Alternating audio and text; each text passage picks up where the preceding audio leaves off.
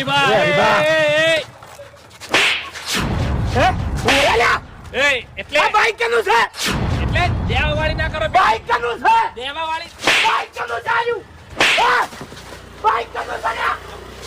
Bike કેનું છે હરીભાઈ આને તો બહુ પાવર કરતા હતા હરીજી. હરીભાઈ અરે મારો ભાઈ બન છે મારો હોગો છે